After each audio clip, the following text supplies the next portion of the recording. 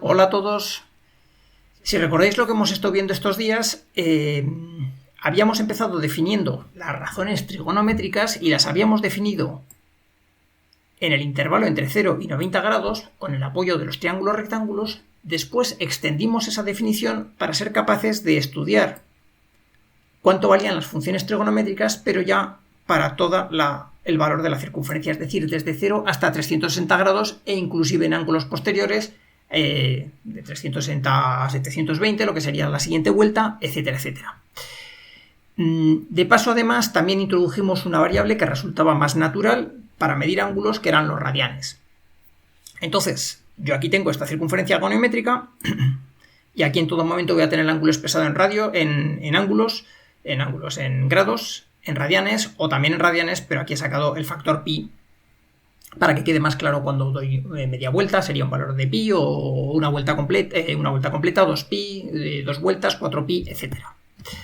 Bueno, lo que vamos a hacer ahora es un paso que puede parecer que es una tontería, pero en realidad es muy importante, y es dejar de pensar en razones trigonométricas de valores concretos, de 30, de 50, de 180, y pensar en funciones. Es decir, yo voy a tener una variable independiente que va a ser el ángulo y voy a tener una variable dependiente, que vamos a empezar con el seno, va a ser el seno de ese ángulo. Independiente el ángulo y la variable dependiente el seno. Y yo quiero ver cómo se comporta esa variable dependiente, esa función, conforme yo voy variando de forma suave, continua, el ángulo. Bueno, pues vamos a hacer este estudio. El seno, recordar que lo definíamos como la proyección de este punto sobre el eje vertical. Por tanto, es este segmento naranja. ¿Y qué es lo que nos encontramos? Conforme yo voy de 0, ángulo 0, en que el seno vale 0, y voy progresando en el primer cuadrante, vemos que el seno se va haciendo cada vez mayor, va creciendo. Por tanto, en el primer cuadrante, entre 0 y 90 grados, 0 y pi medios, el seno va a ser una función creciente. Llegado a este punto, va a alcanzar un valor de 1, es el radio de la circunferencia goniométrica, el valor mayor que puede alcanzar, porque a partir de aquí vemos que el seno nuevamente va a ir descendiendo. Como por aquí se va reduciendo, en el segundo cuadrante la función seno va a ser decreciente. En el primer cuadrante creciente y en el segundo decreciente, y aquí toma su valor máximo. Es decir, en 90 grados va a tener un máximo. Creciente, máximo, decreciente. Llegamos a 180, la función seno se vuelve a anular, se hace 0, y a partir de aquí, en el tercer cuadrante, parece que se va haciendo más grande, pero es mentira, porque el seno se está haciendo negativo. Y un número negativo, cuanto más mayor valor absoluto tiene, más pequeño es. Es decir, menos 0,8 es más pequeño que menos 0,2. Por tanto, en el tercer cuadrante, cuando pasamos de un número negativo pequeño a un número negativo grande en valor absoluto, el número cada vez se está haciendo más pequeño.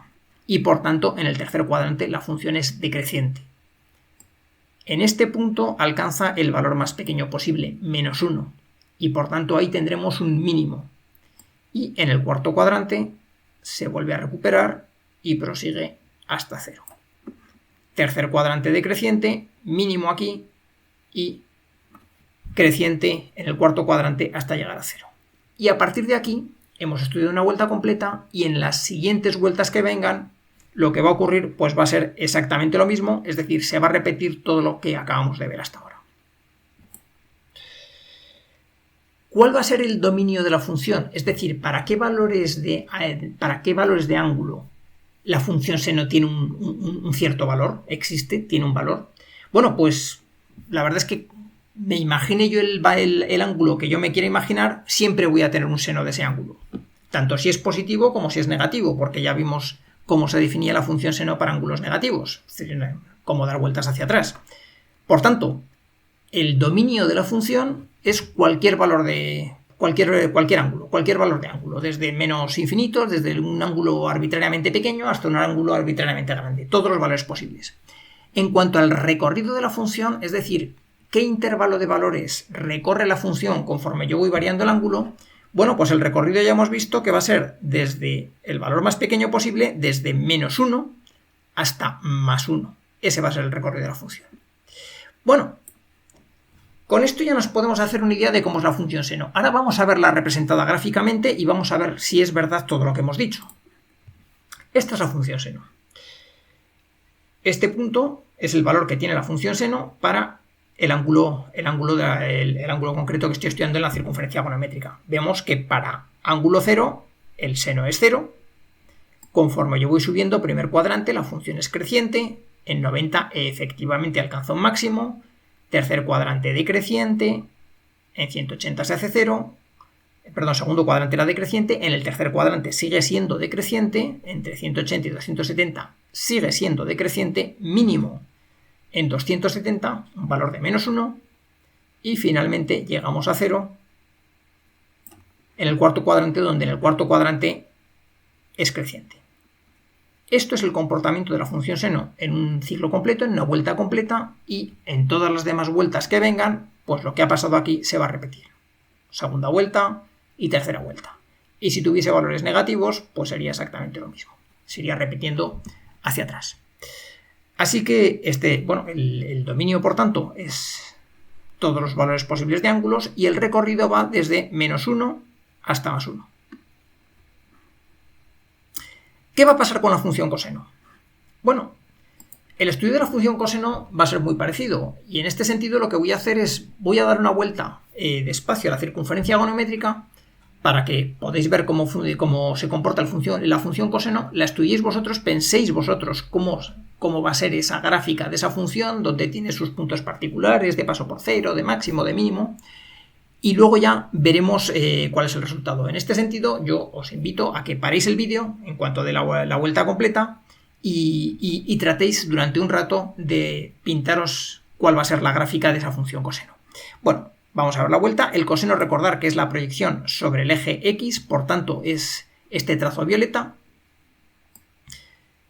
Y esto correspondería a una vuelta completa para la función coseno. Por tanto, ahora parar el vídeo, tratar de representar la gráfica y luego lo ponéis en marcha y veremos cuál es el resultado. Bueno, pues vamos a ver cómo es la función coseno.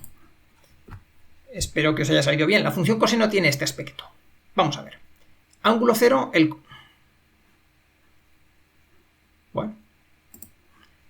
ángulo 0, el coseno vale 1.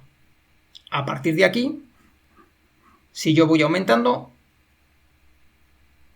el coseno se va reduciendo, primer cuadrante decreciente, en 90 vale 0, segundo cuadrante se